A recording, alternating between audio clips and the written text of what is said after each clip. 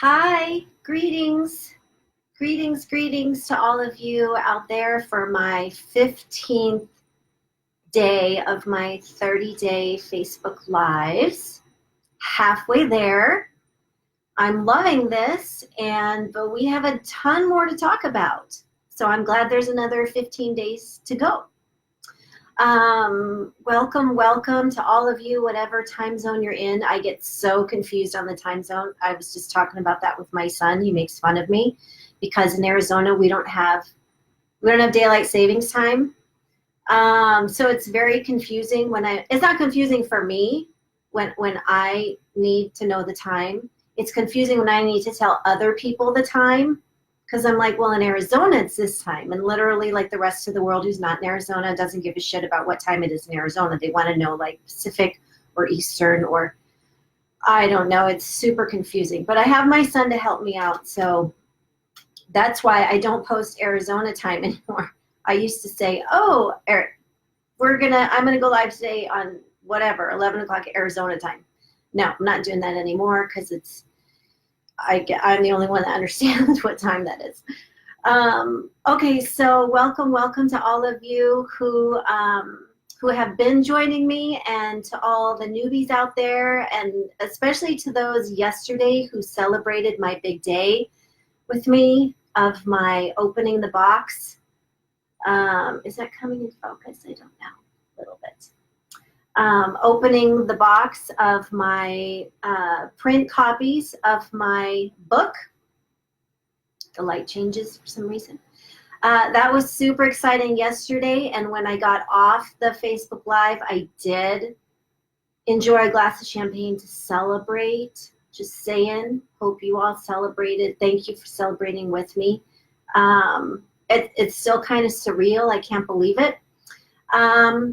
Anyway, just to remind all of you what I was saying yesterday is that because I'm the only one in possession of print copies, as are the women I coach, I'm sending them a signed copy. But other than that, I'm the only one in possession of these books because they're not going to be in bookstores until next year. Thank you, Bonnie, for the congratulations.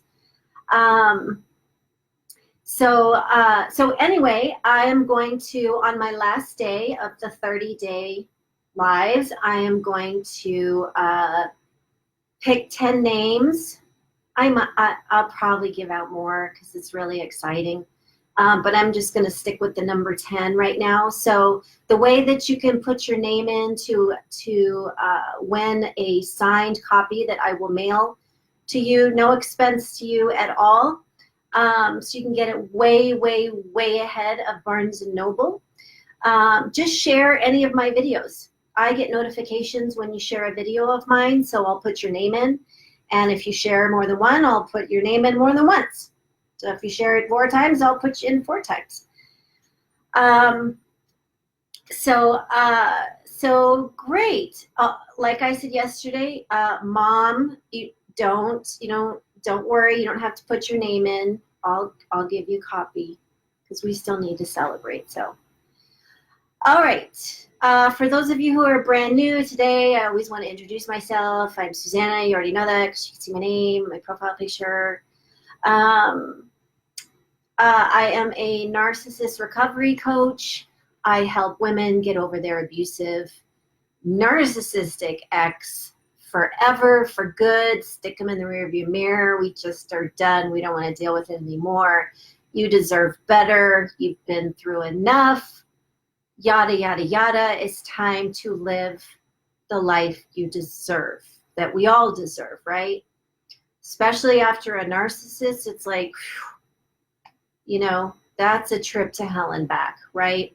We know that. So that's what we're discussing today, is the healing and recovery process after a relationship, marriage, whatever it is, with a narcissist, an abusive relationship, right? Narcissistic abuse. So I'm going to talk about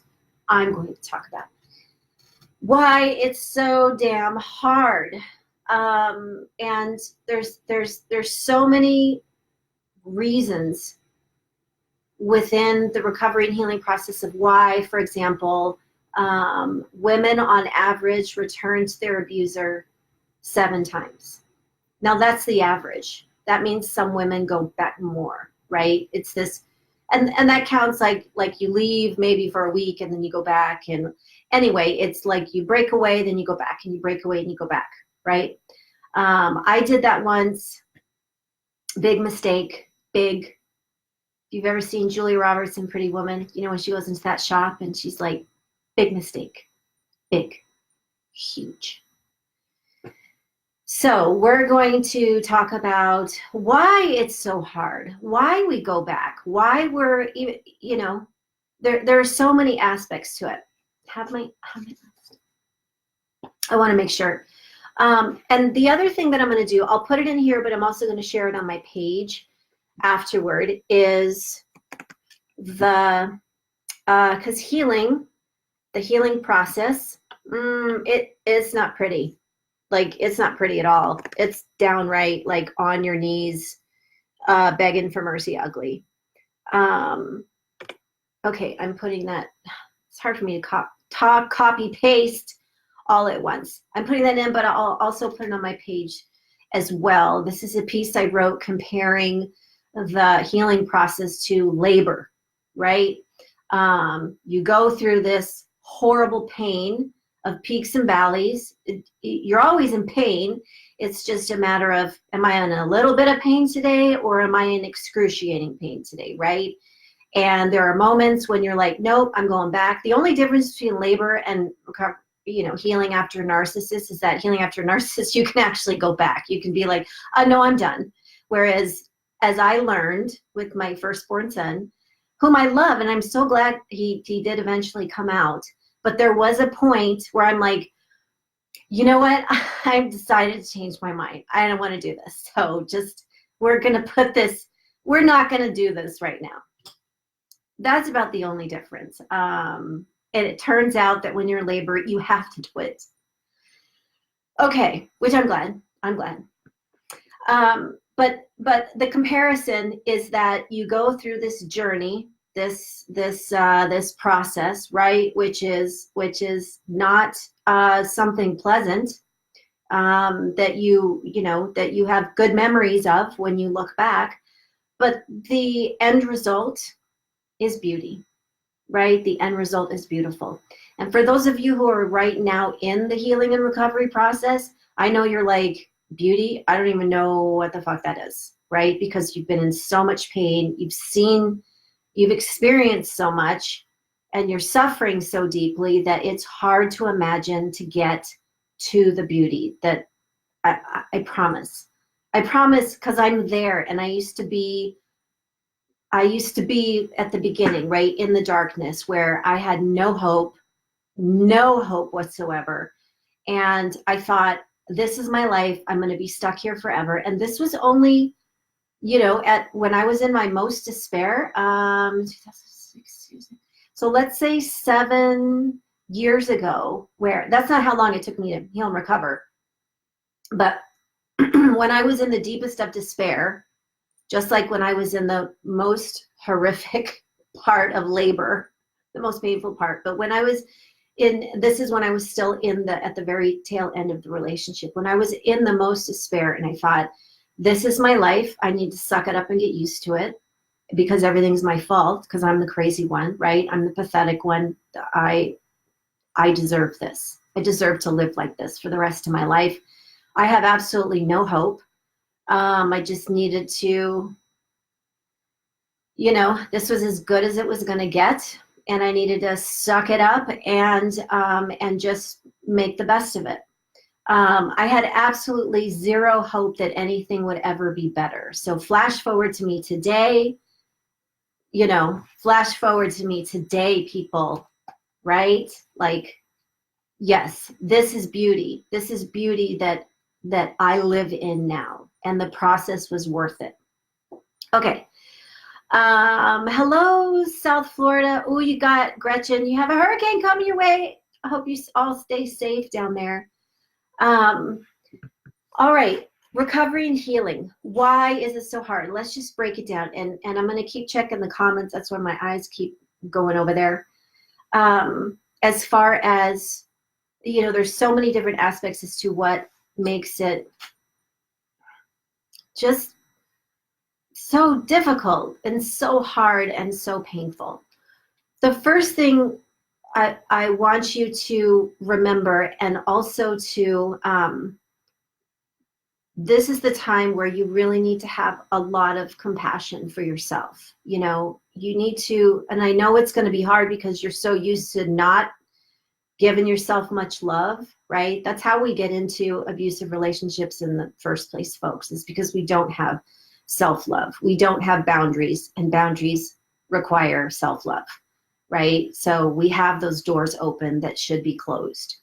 So when you're in this place, especially at the beginning of the recovery period, it's so, you're just continuing your conditioning, because when you're with a narcissist, make no mistake about it, the thoughts that are in your head are not yours. You have been conditioned to think a certain way about yourself, that the narcissist wants you to think about yourself, right? That you're shit, that you're not worth anything, that you're never going to find anything better, right? And that's why we go back a lot of the time, because we start believing it. So one of the things to understand is that who you come out as right after you've left, and when you enter the healing process in the beginning, and by beginning I mean 6 months to a year after, okay? This is not like a normal relationship where you get a divorce and then, you know, and you have a little bit of heartbreak and then you move on with your life, right? That's no. With the narcissist, all bets are totally different. So what I'm saying at the beginning, I mean within the first 6 months to a year that you're in the healing process, right? So it's crucial that you recognize and realize and accept. That's the big word. That's the big word. Accept. And that's what brings a lot of pain. That you are not yourself, right? You're not yourself. You've been living maybe in a fog.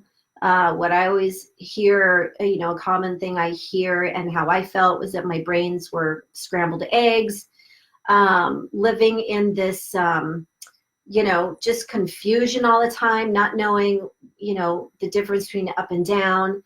And you look in the mirror and you have no idea who the hell that woman is staring back at you.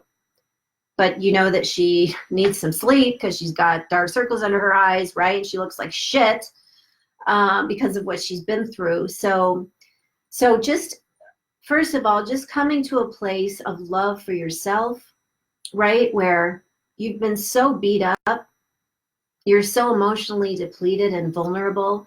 So this is the time to really practice self-love. And self-love, I don't mean like go get massages, and I mean, if you want to, cool. That's not what I'm talking about. I'm talking about where you have compassion for yourself, right? You forgive yourself for maybe staying too long or whatever it is you need to forgive yourself for. This is important to understand and accept. The other thing that ties into that is accepting that the illusions. I mean, not accepting them, but understanding that you have illusions still, even if you've just left, right? Or and by just left, I mean up to 6 months, a year, right? I'm not talking like a week later. So you have these illusions about the person that you've been hurt by. And one of those illusions is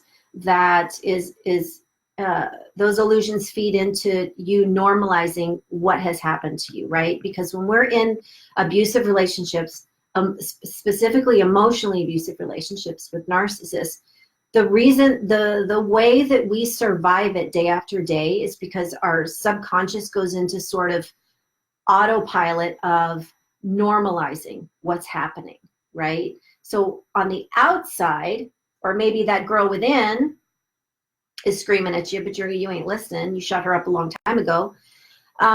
So we normalize what's happened to us.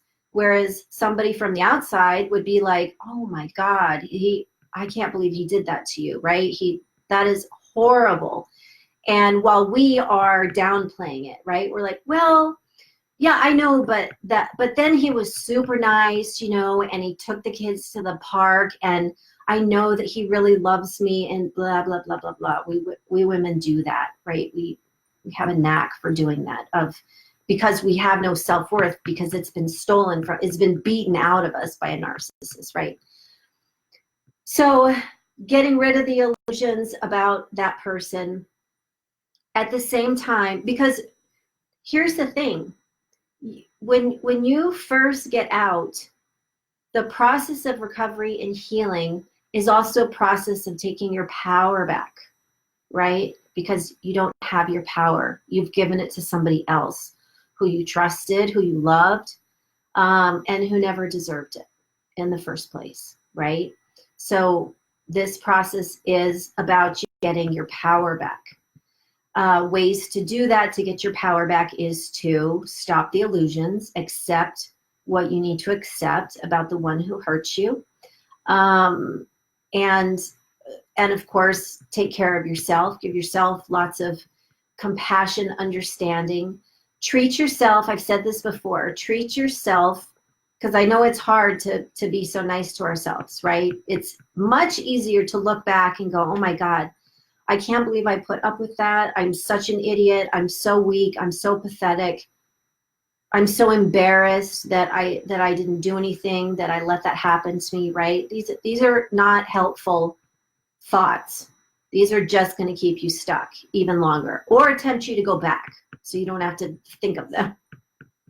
And yes, Tracy's like, easier said than done. Everything I'm telling you is easier said than done, right? Everything, everything I'm saying. It's not like, none of this is easy. This is all super painful. So one of the other things, and this is a tough one, is that when you come out of this, out of you still haven't left the abuse behind per se, right? Because narcissists, maybe you're going through a divorce process, or you have kids, or so the narcissist might be hoovering you, or trying to suck you back in. It might still be gaslighting you. Who knows? He might be stalking you, right? Which is another topic we'll get to on another day. So all of these things, it's not like you just break up and then you're done, and you can start your healing process as a separate thing, and there's and you don't feel anything anymore. One of the main reasons why women go back, and I went back, so I've been there, I practice what I preach, is that one of the mistakes that I made was, when I left, I spent a lot of time trying not to have feelings for him anymore, right? I felt guilty that I still, how do you turn off love, right? You love somebody for 16 years and then you can't just turn off. I'm not a psychopath. I'm not a narcissist, right? Like the narcissist can do that, but you can't do that. So having these feelings, then I felt terribly guilty, because I'm like, what kind of idiot am I that I'm still in love with this guy who treats me like shit and shows me that he doesn't love me or care about me, right? And so I felt incredibly guilty all the time, and then I felt ashamed, and this was all stuff I'm piling on me, making myself feel even worse, right? So don't do that. You have a finite amount of energy. It's just a mathematical equation here. It's just math. Like 2 + 2 = 4. You have X amount of energy because you've been stripped of so much of your energy, just emotionally stripped, depleted, exhausted. So you only have this finite amount of energy as you go through the recovery and healing process. And then if you have children, or you're going through a divorce, then you have even less energy. So if you use any of that energy trying to fight the feelings you have for your ex, that is energy that's going in a direction you don't want it to go in. He doesn't deserve your energy, right? So what, and this was the mistake I made, that I spent, you know, way too much of my time trying to fight that, trying to make myself, there was at one point I tried to hate him, but that took energy too, right? Because it doesn't feel good. It's like, you know, there's that saying of, you know, you eat the poison and then you expect the other person to die, right? So I was only hurting myself. So if you're in that place of where you still have these feelings, which is also why women go back, right? Because you get so lonely and you just get so exhausted and worn down that you think, I can't do this. I just can't do it. And I still love him. And then when you combine the fact that a narcissist is so good at hoovering, right? They'll start the love bombing thing all over again on you. Like, that's hard to fight that. Okay. So instead of hitting yourself, you know, instead of beating yourself up over the fact that you still have feelings there, just let that be. Just let that sit there as you don't do anything about it. Don't fight it. Don't pay attention to it. Don't give in to it and go back.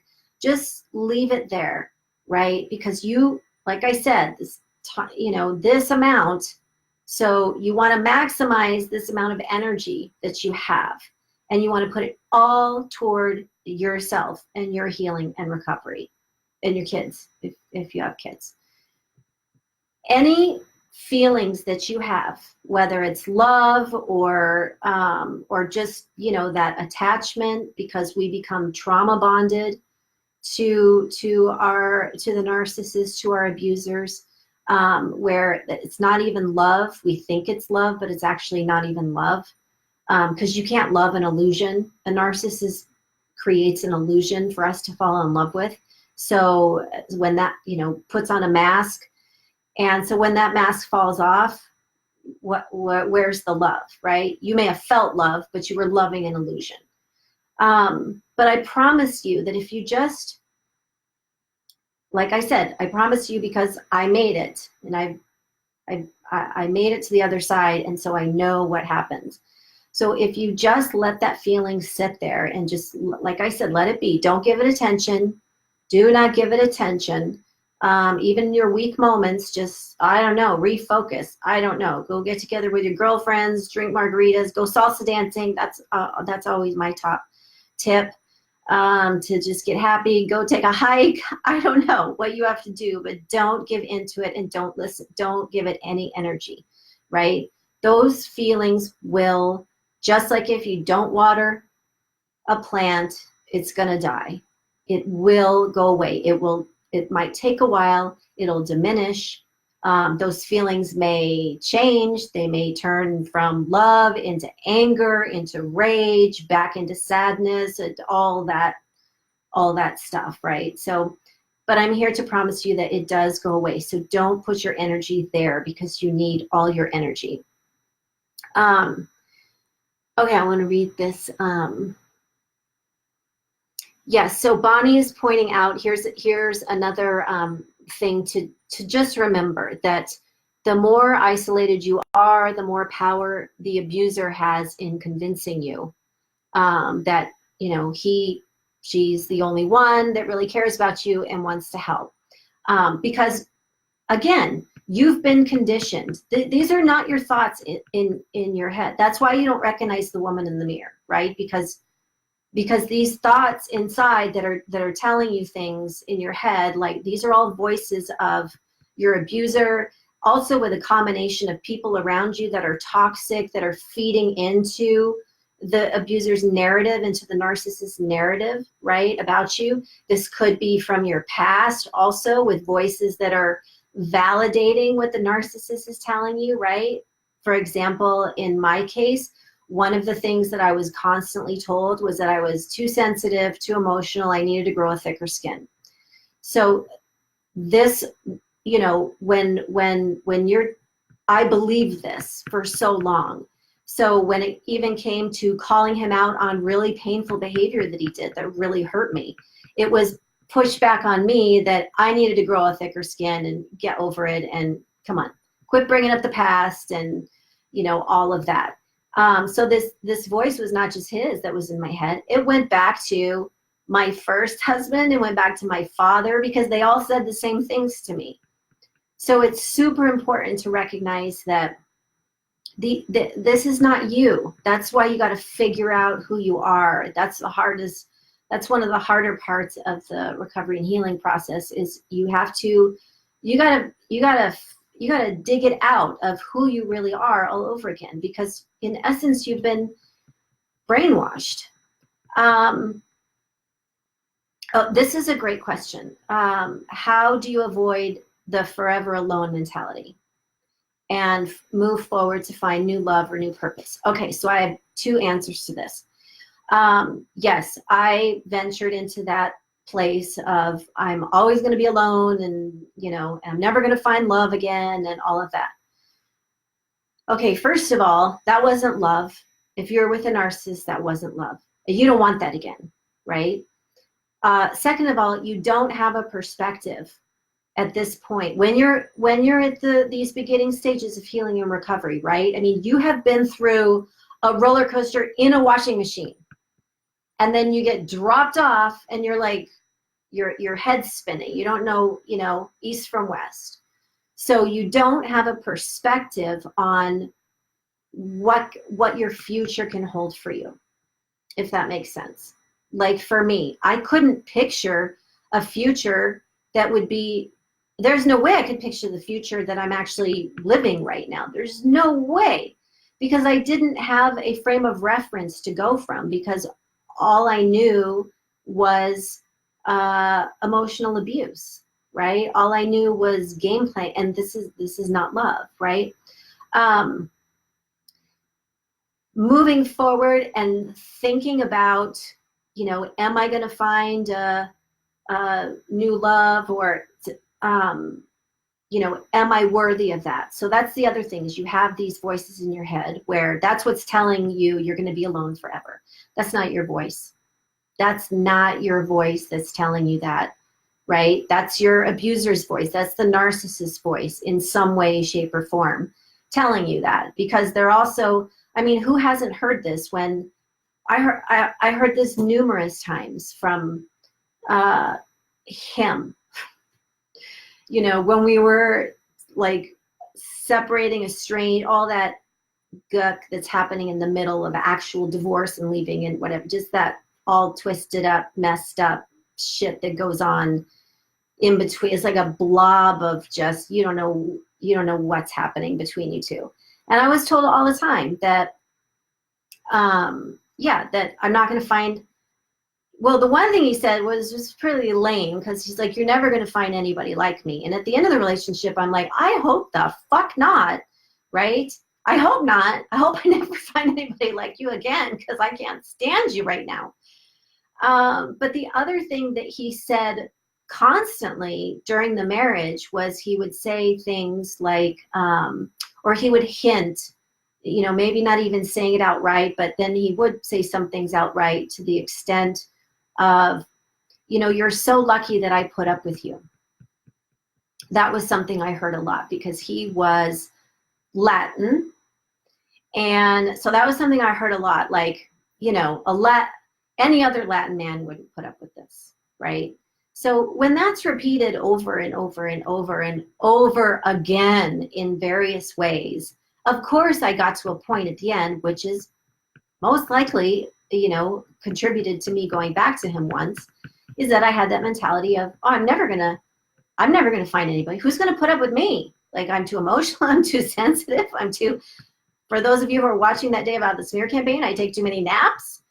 There were all these things wrong with me. So that's what's contributing. If you do fall into that, oh my God, I'm going to be alone forever, that's what tempts you to go back, right? Because you're like, well, I'm either going to be alone forever, so I'd rather just go back, and at least I have somebody. So when you're in that moment, it's really important to remind yourself that this voice in your head that's telling you you're going to be alone forever because you're not worthy of anything better, that's not your voice. It's not your voice. It's not your voice, so don't listen to it. I know it's hard. It's easier said than done. Everything is. But that's what that voice is. Now, the other part of that is when you're in the recovery and healing process, I'm going to say this really clearly for the people in the back, specifically women.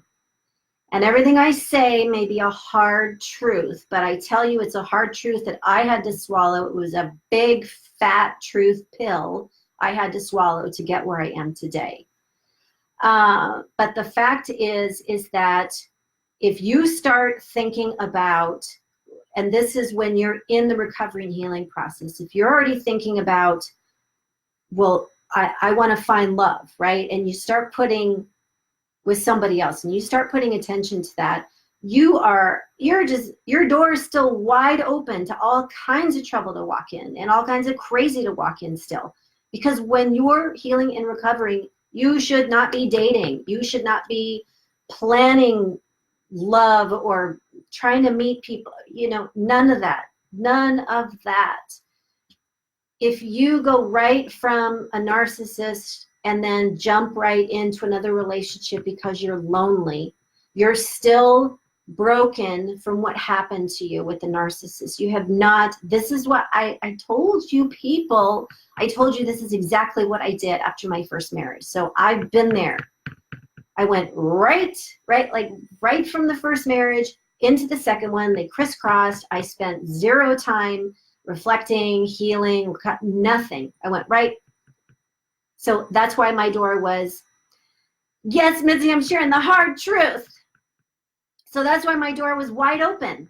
My door was wide open because that's what you do. If you have not spent any time for yourself to figure out how the hell did I get involved with a narcissist, with an abusive person, why did I put up with it? And no judgment. We're not judging. No judgment. Just asking these questions like you would, what's 4 + 6? Just asking these simple questions without judgment, shame, or blame, or guilt. How did I get here? Why did I stay so long? Why did I put up with it? If you don't answer those questions, if you don't find out those truths about yourself without judgment, because you didn't deserve it. Nobody deserves to be abused. Nobody deserves to be in a relationship with a narcissist. They deserve each other.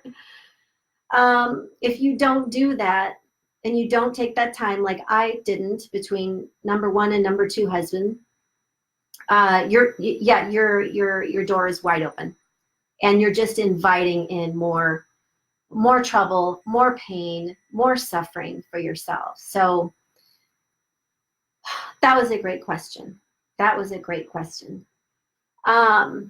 Okay, and this is the other extreme that Tracy is bringing up. What if you're just too scared to date anymore because you don't trust your judgment? Good question. If you're still in a place of being scared and you still don't trust yourself and you don't know, that means you have things to dig up. That means you have some truths there that you need to figure out, right?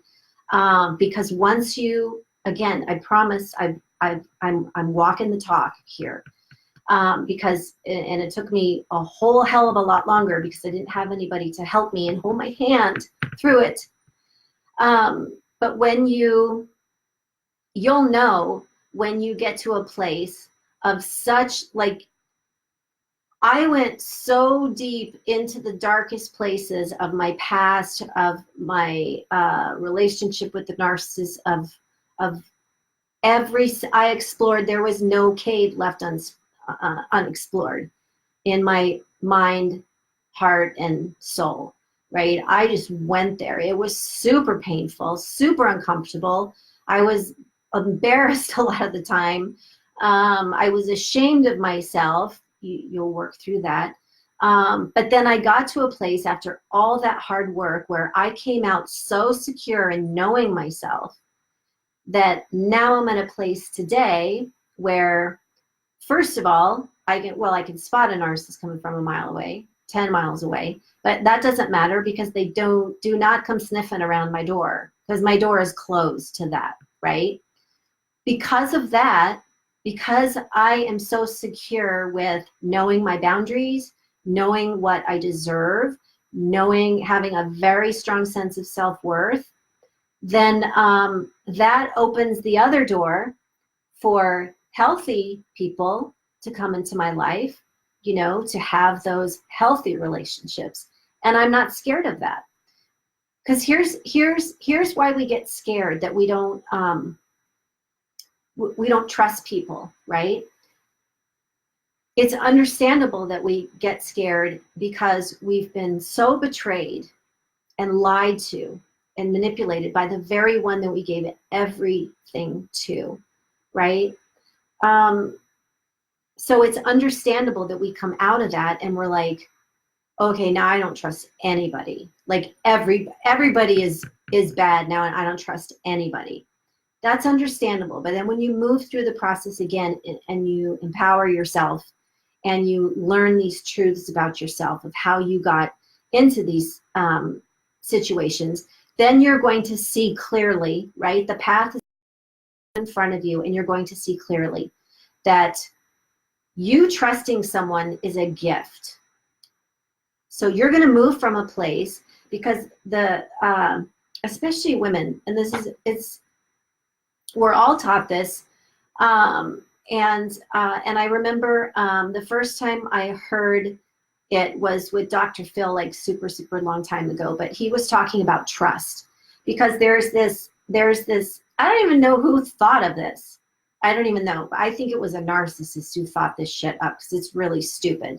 That you should trust somebody until they give you a reason not to trust them. That is the stupidest thing you could possibly do. Why would you trust somebody who has not proven that they're worthy of your trust, right?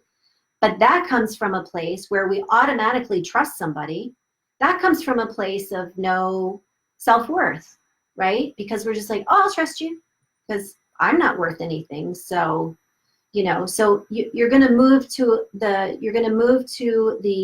opposite place where you're going to be so empowered that you're going to see it as, oh, I'm open to trusting, but prove it, So healthy people will then come into your life and they will show you, you can trust me. And then you will have that door open for them, right? For the healthy people. And you won't be scared because you're going to have so much, you're just going to know yourself so well that you're not going to get rid of narcissists in the world. We talked about this. I wish we all want this to happen where we could put them on their own island or whatever without advocating for physical harm, right? Peace to everybody. Okay, but they're not going away. What's the chance that, and not only in intimate relationships, but what's the chance that, it still happens to me today. It's going to happen to all of us for the rest of our lives. There's always going to be people out there who are going to come into your life and they're going to try and take advantage of you or use you and abuse you. And there's always those people, right? But when you get to a place of such empowerment and knowing yourself that you can handle it, right? So it takes away the fear. For example, I don't fear trusting men. I don't fear relationships. I don't have any fears because that's not true. But in this case, I'm not afraid of anything because I know that everything in me is in place. Like my boundaries are in place, my self-worth is in place, my self-esteem is in place. So that's what's gonna protect me. So I can open my heart, to the healthy people coming in, but to y'all, not you all, but them all, narcissistic assholes. No, no. There's not my door. No, my door is deadbolted. Y'all, they're not coming in. Okay.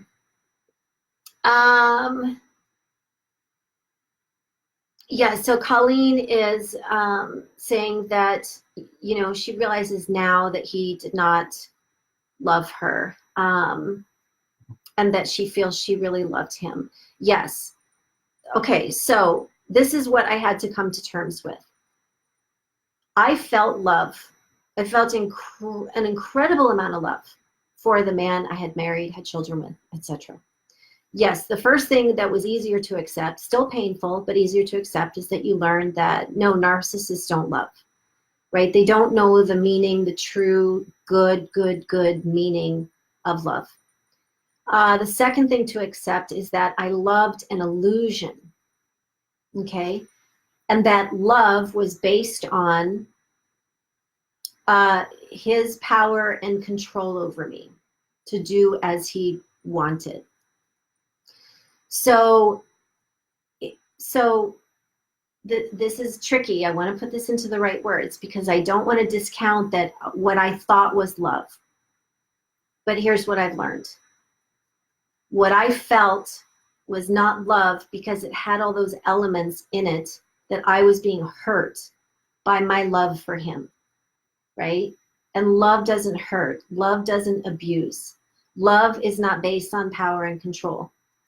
Which leads me to tomorrow, that's going to be my topic, is real love does not abuse. And this is key to understanding for you, for those of you in the recovery and healing process. This was something that was crucial on my own journey, is taking, and this is one of those hard truths, you know, that you got to not just look at, but you have to accept, not only about the person that you loved, but about your love, right? And where that love is coming from when it's resulting in your own pain and suffering, right? And having your power taken away from you and being taken advantage of and being used and lied to and manipulated. So we're going to spell that out tomorrow of what does love look like. This will help you also when you're ready, when you've gone through the healing recovery, right? You should be healing, not dating. Healing, not dating. Let's put that on a bumper sticker. Healing, not dating. But then when you get to that place where you'll be able to recognize real love, right? Not abuse disguised as love, which is how we got into these situations in the first place. And it's easy. It's easy. I say it in the book as far as giving the example of, you know, in the horror movie, especially like back in the day, like Halloween and Friday the 13th and stuff like that, for all you 70s, 80s people out there. But remember those typical horror movies where, you know, you got the girl who's like, you got the axe wielding murderer and he's coming after her and she knows he's going to kill him.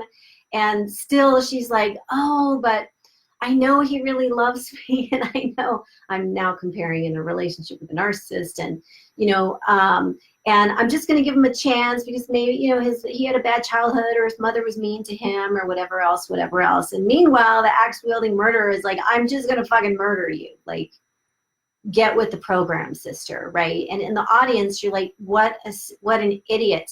She's just running toward him and he's going to kill her. Okay, that was my Halloween reference.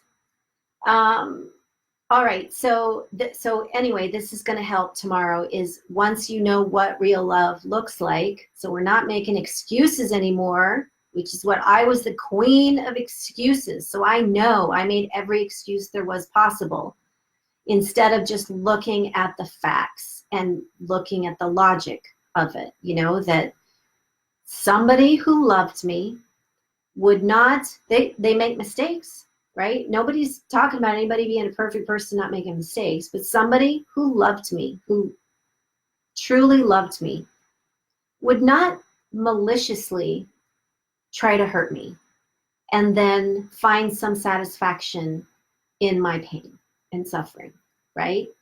I don't care if the next day he was back to his charming, wonderful self and buying me jewelry and taking me on vacations and you know, having great sex. the fact is that, and that's where the excuses come in, is that right? So we focus on, okay, well, I'm just going to focus on that instead of just focusing on like, no, a person who loved me would not do this. I wouldn't do that. I would never do that to him. You know, this is not about making little mistakes where you accidentally hurt somebody that you love. We've all done that, right? You make a mistake, you hurt somebody, and you're like, oh shit, I did not mean to do that. Narcissists don't have that. They don't have that. They don't have that reaction. Oh God, I hurt her. Now I need to make it up to her and show her that I'm not going to make that mistake again because I can see how much pain it brought her. No, narcissists don't think like that. They just become masters at just getting you, like, again, distracting you by maybe love bombing you or just having, you know, conditioning you to a place where you're normalizing how they're treating you. So you can't see straight. Can't see straight. Okay. Whew. Good talk. I love that you're all here. I watch you as, you know, I'm reading everything, and especially afterwards, I want you to know I go back through to make sure of all the comments to see, and I love how you guys talk to each other and help each other out here, because this is a, you know, this is healing is better in when we're united doing it. So I want you all to know that nobody's alone here. Yeah, Anita, you're right on. No remorse from a narcissist. Don't expect it. It just looks, they make it look like sometimes remorse, but it's all smoke and mirrors. Okay, so we're going to talk about that tomorrow. Real love does not abuse. That should be on a bumper sticker too. Okay, to close for today, if you share any of my videos, I get a notification that you share any of these live videos, and then I'll put you in for a drawing of a signed copy that I will mail to you of my book that came out in print. Yay for that. For Chris Godinez and I, a lot of you know Chris. She's the narcissist queen, knows all about everything. She's an amazing force of nature. If you can be in her presence, I highly recommend it. Chris and I go around the country speaking to